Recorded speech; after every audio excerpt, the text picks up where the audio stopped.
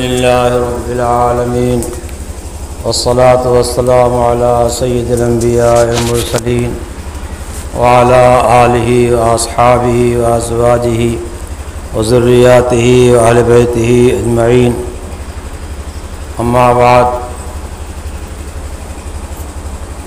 فأعوذ بالله من الشيطان الرجيم بسم الله الرحمن الرحيم وأنكحوا الأيام منكم والصالحين من عبادكم وإمائكم إن يكونوا فقراء يغنهم الله من فضله صدق الله العظيم وقال رسول الله صلى الله تعالى عليه وسلم من استطاع منكم الباءة فليتزوج فإنه أغض للبصر وأحسن للفرج او كما قال علیہ الصلاۃ والسلام۔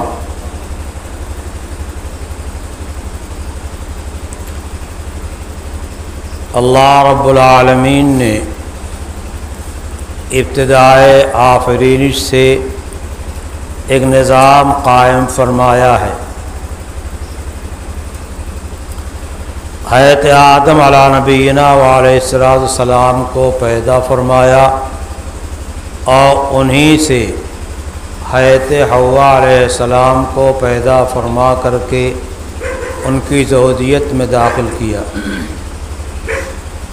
پھر آدم علیہ السلام کی اولاد میں یہ سلسلہ چلا۔ آدم علیہ السلام کے جو بیٹے بیٹی ایک ساتھ پیدا ہوتے تھے ان کا آپس میں نکاح نہیں ہو سکتا تھا، لیکن جو دوسرے بطن سے یعنی دوسری پیدائش سے پیدا ہوتے تھے تو اس پیدائش والے کا نکاح اس سے اور اس کا نکاح اس سے ہو جاتا تھا۔ چنانچہ قرآن کریم میں حابیل اور قابیل کا واقعہ ذکر کیا گیا ہے۔ حابیل کے ساتھ جو بہن پیدا ہوئی تھی وہ اور حابیل شکل و صورت کے لحاظ سے قابیل سے اور قابیل کے ساتھ جو بہن پیدا ہوئی تھی اس سے کم تھے۔ آدم علیہ السلام کے زمانے میں شریعت کے قانون کے لحاظ سے حابیل کے ساتھ پیدا ہونے والی بہن کا نکاح قابیل کے ساتھ پیدا ہونے والی بہن کے ساتھ طے ہوا اور قابیل کا نکاح حابیل کے ساتھ پیدا ہونے والی بہن کے ساتھ طے ہوا، یعنی کہ نکاح اس طرح ہو جائے گا اور پھر یہ سلسلہ چلے گا۔ لیکن قابیل جو کہ زیادہ خوبصورت تھا، اس کے ساتھ پیدا ہونے بہن زیادہ خوبصورت تھی، اس لیے اس نے چاہا کہ ہمارے ساتھ پیدا ہونے والی بہن کے ساتھ ہمارا نکاح ہو اور حابیل کے ساتھ پیدا ہونے بہن کے ساتھ نکاح نہ ہو۔ اس پہ بہت قضیہ بڑھا۔ حضرت آدم علیہ نبینا علیہ السلام حج میں تشریف لے گئے تھے اور اس زمانے میں یہ حادثہ پیش آیا کہ قابیل نے حابیل کو قتل کر دیا، اور یہ واقعہ قرآن پاک میں مذکور ہے اور تفسیروں میں بڑی تفصیل کے ساتھ ذکر کیا جاتا ہے۔ یہ ایک چیز ایسی ہے جو وہیں سے چلی، حسن پہ فدا ہونا اور شریعت کے قانون کا پاس و لحاظ نہ کرنا آدم علیہ السلام کی اولاد ہی سے شروع ہو گیا، اور پھر یہ سلسلہ چلتا آیا اور اسی بنا پر قابیل نے حابیل کو قتل کیا۔ اب قیامت تک جتنے قتل ہوں گے ناحق، جہاں ان کے قاتلین کو گناہ ملے گا، سب کا مجموعہ قابیل کو ملے گا۔ بہرحال یہ ایک سلسلہ چلا اور انسانوں کے وجود میں آنے کے واسطے اللہ تعالیٰ نے یہ نظام آدم علیہ السلام سے شروع فرمایا اور آج تک وہی نظام چل رہا ہے۔ انبیاء علیہ السلام میں بھی جتنے حضرات انبیاء اور رسول تشریف لائے، قرآن پاک ذکر کیا وَجَعَلْنَا لَهُمْ أَزْوَاجًا وَذُرِّيَّةً، ان کے ازواج بھی ہوئیں، نکاح بھی ان کے ہوئے اور آل اولاد بھی ہوئی۔ صرف حضرت یحییٰ علیہ السلام ایسے ہیں جو بے آل اولاد کے چلے گئے، ان کا نکاح نہیں ہو سکا تھا، اور حضرت عیسیٰ علیہ السلام آسمان پہ اٹھا لیے گئے، ان کا بھی نکاح نہیں ہوا، لیکن پھر تشریف لائیں گے اور نکاح بھی ہوگا، اولاد بھی ہوگی۔ تو یہ نکاح انبیاء علیہ السلام کی سنت ہے، آدم علیہ السلام سے سنت کا اجرا ہوا ہے اور قیامت تک یہ سنت جاری ہوگی۔ اس سنت کے ذریعے سے اللہ تعالیٰ نے ایک بہت بڑا نظام قائم فرما دیا کہ انسانوں میں اور جانوروں میں فرق ہو جائے، انسانوں میں اور جانوروں میں فرق ہو جائے۔ انسان اپنی جو خواہش ایک چیز ہے طبیعت کے اندر، اس کو ایسے انداز سے خرچ کرے اور اس کے مطابق زندگی گزارے کہ جو اللہ کو پسند ہے، اور جس انداز کو آدم علیہ السلام نے اور تمام رسولوں نے، ان کے صحابہ نے اور تابعین وغیرہ نے کیا کیا، اختیار کیا۔ اس طریقے سے نکاح اور شفاہ میں فرق کر دیا۔ جانوروں کا کوئی رشتہ نہیں، کسی رشتے کا پاس لحاظ نہیں، جانور نہ اپنی ماں کو پہچانے، نہ باپ کو پہچانے، نہ بھائی کو پہچانے، کسی کو نہیں پہچانتا، وہ بس جو ہے چلا آ رہا، کوئی وہاں پہچان نہیں، کوئی دستور نہیں۔ لیکن انسانوں میں اللہ تعالیٰ نے دستور قائم فرمایا کہ صفائی ستھرائی اور پاکیزگی، صلاح اور تقوی کے ساتھ جو ہے یہ سلسلہ چلا آ رہا ہے۔ نبی پاک صلی اللہ تعالیٰ علیہ وسلم نے ارشاد فرمایا، جو خرچ بھر کی طاقت رکھتا ہو، مہر دے سکتا ہو، بیوی کا خرچہ دے سکتا ہو، اس کو چاہیے کہ نکاح کر لے، اس کو چاہیے کہ نکاح کر لے، اس کو نکاح کر لینا چاہیے۔ اگر کوئی ایسی شکل ہے جس میں حیجان ہے تو نکاح کرنا واجب ہے، اگر جو ہے زنا میں پڑ جانے کا غالب گمان ہے تو نکاح کرنا فرض ہے۔ باقی عام حجر حالات میں سنت ہے اور مستحب ہے، لیکن سنت بہرحال ہے۔ اور اگر کوئی آدمی ایسا ہو جو مہر کا اور نفقے کا خرچ نہ برداشت کر سکتا ہو، تو اس کے واسطے حدیث پاک میں آتا ہے فعلیہ بالصوم، اس کو چاہیے کہ روزہ رکھ کر کے اپنی شہوت کو دبائے۔ فإنہ لو وجا، اس کے واسطے روزہ ڈھال ہے، روزہ رکھنا اس کے لیے کیا کرے گا، زنا اور غلط کاری سے بچا دے گا۔ یہ ایک چیز ایسی دستور کے طور پہ چلی جس نے انسانوں میں ایک خصوصی امتیاز پیدا کر دیا، خصوصی امتیاز پیدا کر دیا۔ اس واسطے اس کا اہتمام کیا جاتا ہے، اور اس کا اہتمام کیا جاتا ہے کہ جوڑا ایسا تلاش کیا جائے، اور جن دو بچوں نکاح ہو رہا ہے ان کے مزاج کی موافقت ایسی دیکھی جائے کہ اللہ تعالیٰ نباہ دے، اور اسی انداز کو اختیار کیا جاتا ہے، اور یہی کوشش کی جاتی ہے۔ نکاح جو ہوتا ہے وہ پوری زندگی کے واسطے ہوتا ہے، باقی کبھی بیچ میں حالات آ جاتے ہیں تو اس میں تغیر تبدل ہو جاتا ہے، طلاق وغیرہ کی نوبت آ جاتی ہے، لیکن عمومی حالات جو نکاح کے ہیں وہ یہی ہیں کہ زندگی بھر جو ہے ان دونوں کا جوڑا جو ہے بنا رہے، اور ان سے اولاد آدم میں جو ہے اضافہ ہوتا رہے۔ اس لیے کہ نبی کریم صلی اللہ تعالی وسلم نے فرمایا تزوجوا الودود الولودا فإنی اباہی بکم الامم، ایسی عورتوں سے نکاح کرو جن کے اندر محبت کی شان ہو، محبت کرنے والی ہو، ودود محبت کرنے والی ہو، شوہر سے محبت کرے، شوہر کے گھر والوں سے محبت کرے، محبت اس کا خصوصی امتیاز ہو، اس کے اندر یہ صفت ہو، ولود اور اولاد زیادہ پیدا کرنے والی ہو، بچے اس سے زیادہ پیدا ہوں۔ اس لحاظ سے خاندان وغیرہ دیکھا جاتا ہے کہ کس خاندان میں جو ہے بچے زیادہ ہوتے ہیں اور کس خاندان میں کیا نام کی بہت سی عورتیں ایسی ہیں جن کی اولاد ہی نہیں۔ یہ بھی دیکھا جاتا ہے جیسے بعض نسل کے جانور جو ہے اس کے بچے کے زیادہ پیدا ہوتے ہیں، بعض نسلوں میں کم پیدا ہوتے ہیں، تو اولاد کا زیادہ ہونا مقصود ہے۔ اسی طریقے سے نکاح کا ایک مقصود جو ہے وہ تحصیل اولاد ہے، تحصیل اولاد ہے، اور سب سے پہلا مقصد تحصیل اولاد ہے تاکہ جو ہے انسان جو ہے بڑھیں۔ اور نبی پاک صلی اللہ علیہ وسلم چاہتے ہیں کہ ہماری امت میں کتنے جو ہے اللہ کے بندے پیدا ہو جائیں، اور میری امت کتنی بڑی ہو جائے، اور اللہ کے نام لینے والے، اللہ کے بات کرنے والے کتنے زیادہ پیدا ہو جائیں۔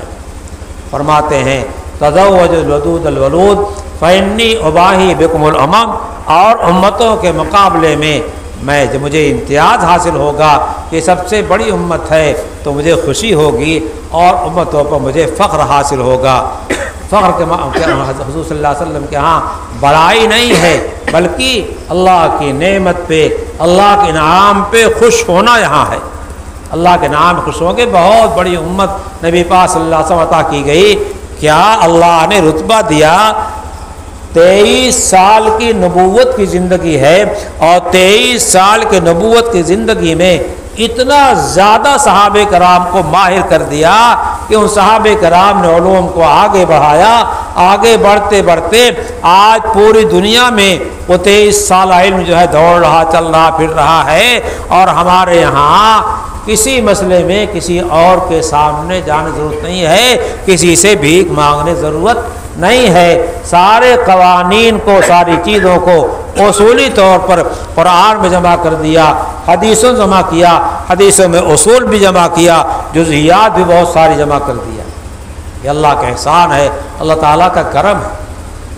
تو ایک مقصد نکاح کا اولاد کا حصول ہے، اور ایک مقصد اولاد کا جو بڑا مقصد ہے وہ کیا ہے؟ عفت کی حفاظت، دامن کی حفاظت، پاکسائی، تقوی۔ اسی کو اللہ کے حبیب صلی اللہ علیہ وسلم نے ارشاد فرمایا فَإِنَّهُ أَحْسَنُ لِلْفَرْجِ، مرد کی شرمگاہ کی بھی حفاظت ہے، عورت کی بھی شرمگاہ کی حفاظت ہے، یعنی غلط جگہ جو ہے استعمال شرمگاہ کو نہیں کیا جائے گا۔ نبی پاک صلی اللہ علیہ وسلم نے جو بتایا وہ میں بیان کر رہا ہوں۔ فَإِنَّهُ أَحْسَنُ لِلْفَرْجِ، تو نکاح کا ایک مقصد کیا ہے؟ عفت و عصمت ہے، پارسائی و پاک دامنی ہے، تقوی ہے۔ فَإِنَّهُ أَحْسَنُ لِلْفَرْجِ، اور اغض للبصر، فإنه اغض للبصر، نکاح کو، یہ نکاح جو ہے دبانے والا ہے، نیچی کرنے والا ہے۔ نگاہ جب پڑتی ہے تو نگاہ جو ہے صورت کو، حسن کو، جمال کو، اچھائی کو دل کی طرف جو پھیرتا ہے، اور یہ آنکھ جو ہے دل طرف پھیرتی ہے، اور پھر دل جو لوٹتا ہے اور اس کی اصلاح ہوئی نہیں ہوتی ہے، تو پھر ایسے میں یہ کیا ہوتا ہے؟ یہ نگاہ کا پڑھنا جو ہے بڑا خطرناک ثابت ہو جاتا ہے۔ تو نکاح کے ذریعے سے ایک تو نکاح کی حفاظت مقصود ہے، اجنبیہ پہ نہ پڑے، اور دوسرے جو ہے شرمگاہ کی حفاظت مقصود ہے، عفت مقصود ہے، اولاد کا حاصل کرنا کیا ہے؟ مقصود ہے۔ اسی واسطے حدیث پاک میں نگاہوں کی حفاظت پر بہت زیادہ جو ہے زور دیا گیا ہے۔ بد نگاہی کو حرام قرار دیا گیا ہے۔ میں بد نگاہی کہہ رہا ہوں، جو نگاہ بری پڑ رہی ہے، ناجائز پڑ رہی ہے، غلط پڑ رہی ہے، غلط جگہ پڑ رہی ہے، غلط خیالات پیدا کر رہی ہے، غلط تصورات پیدا کر رہی ہے، جو نگاہ غلط کام پہ کیا کرتی ہے؟ ابھارتی ہے۔ ایسی نگاہ کو منع کیا گیا۔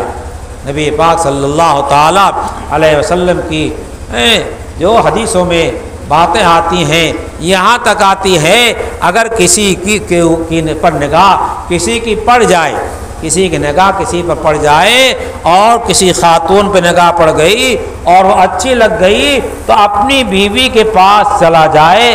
نبی پاک صلی اللہ علیہ وسلم نے یہاں تک فرمایا کہ فَإِنَّمَاهَا مَا مَاهَا فَإِنَّمَاهَا مَا مَاهَا، جس عورت پہ نگاہ پڑی ہے اور جس بنا پہ پڑی ہے، جس چیز پڑی ہے، وہ ساری چیز تمہاری بیوی کے پاس موجود ہے، تو غلط جگہ نگاہ نہ ڈالو۔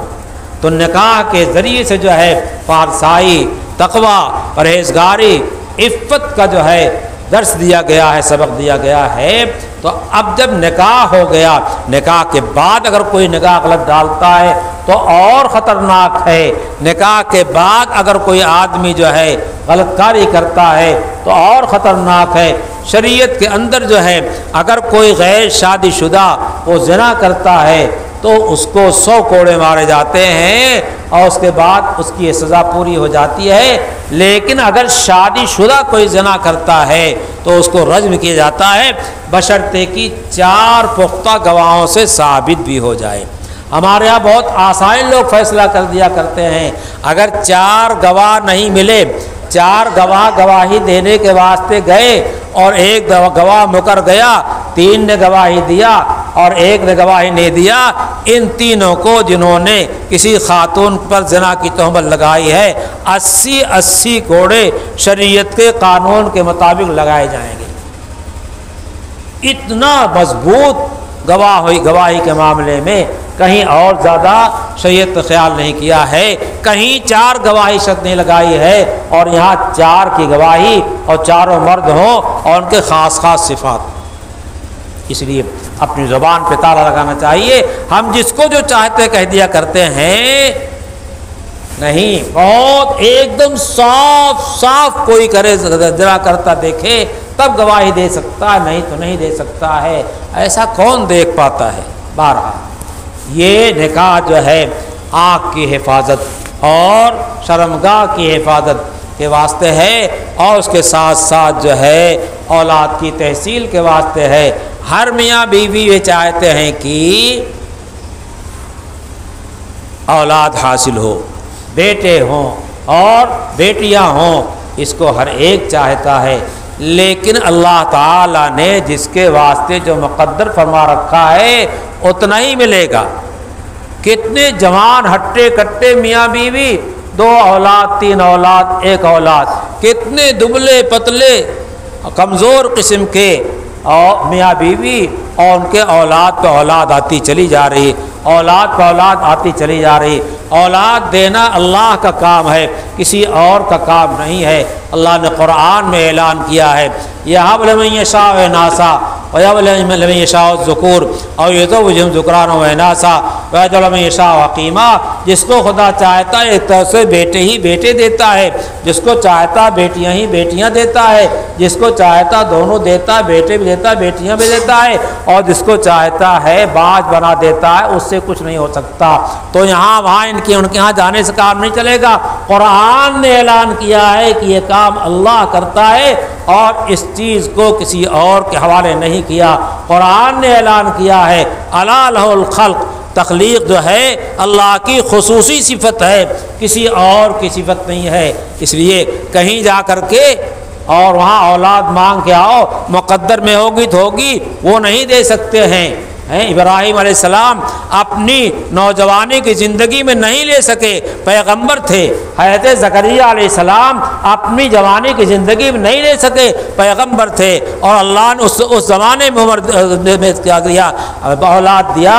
ابراہیم علیہ السلام کو بھی کئی اولاد دیا، زکریا علیہ السلام کو یحییٰ کو دیا اس زمانے میں جب حضرت زکریا علیہ السلام کے داڑھی سر کے بال سفید ہو چکے تھے، حضرت ابراہیم علیہ السلام 100 سال کی عمر سے اوپر پہنچ چکے تھے، تو خدا پاک نے اولاد دیا۔ معلوم کیا ہوا، جو امید کا زمانہ تھا اس زمانے میں نہ زکریا علیہ السلام لے سکے اور نہ ابراہیم علیہ السلام لے سکے، اور جو نا امیدی زمانہ آیا تو اللہ نے دونوں کو دے دیا۔ یہ دیکھ لیجئے، اللہ نے ان دونوں کا قصہ قرآن پاک بھی کر کے بتا دیا کہ اولاد دینا میرا کام ہے، کسی ولی کا کام نہیں ہے، کسی نبی کا کام نہیں ہے۔ اگر ولی کا کام ہوتا تو نبی سے بڑا کوئی ولی نہیں ہوتا، اگر نبی کا کام تھا تو یہ دو بڑے بڑے نبی ہیں، یہ اللہ سے اولاد نہیں لے سکے۔ اس لیے جو جگہ جگہ جا کے ماتھا ٹیکتے ہیں، ایسی جگہوں پر ٹیکتے ہیں، کسی نے کیا نام کی کہیں زیادہ اڑا دیا اور تھوڑا سا اینٹا گھیر دیا، کہیں کوئی نہیں ہے، کہاں سے آ گئے صاحب؟ اصل یمن سے آئے ہیں، عراق سے آئے ہیں اور خواب میں آ گئے تھے، وہاں بیٹھ گئے تمہارے واسطے۔ یہ چیزیں کیا ہیں؟ یہ فرضی افسانے ہیں اور لوگوں کو بیوقوف بنانے کے ہیں، شرکیات میں مبتلا کرنے کے ہیں۔ پوچھو صاحب یہ پیر صاحب کہاں سے آئے؟ کہاں صاحب پیر از غیب ہیں، پتہ نہیں کہاں سے آئے ہیں۔ اس طرح کی باتیں جو ہے کانوں پڑتی رہتی ہیں اور بہت دیکھا گیا ہے۔ ایک جگہ کے متعلق معلوم ہوا کہ ایک صاحب نے کچھ اینٹیں گھیری اور اس کے بعد چادر اڑا دیا اور اس کے بعد کہا یمن سے آئے ہیں ایک صاحب، یہاں یمن سے آ گئے، ان کو یمن جگہ نہیں مل رہی تھی تو وہ ٹھیک کنارے آ گئے۔ اللہ خیر فرمائے۔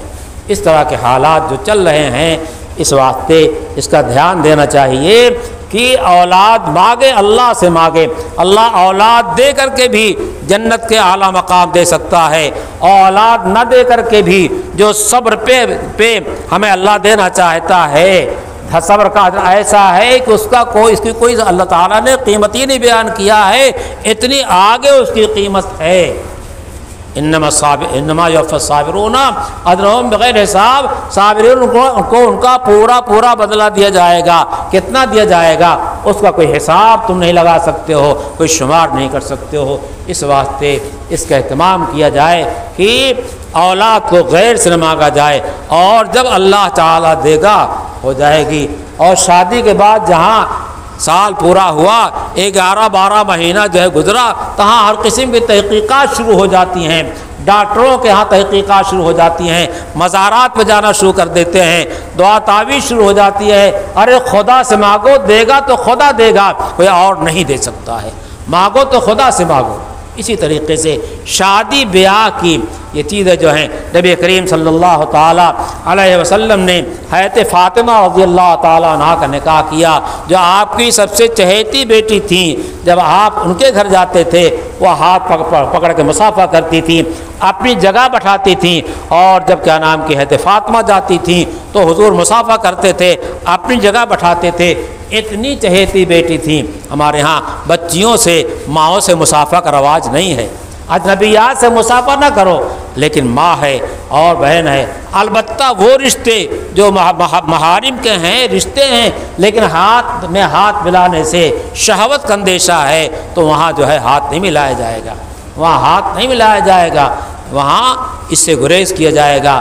بہرحال یہ ایک چیز شریعت نے جو جاری کیا ہے وہ انسانوں میں اچھے انسانوں کو اور خراب انسانوں سے ممتاز کرنے کے واسطے ہے۔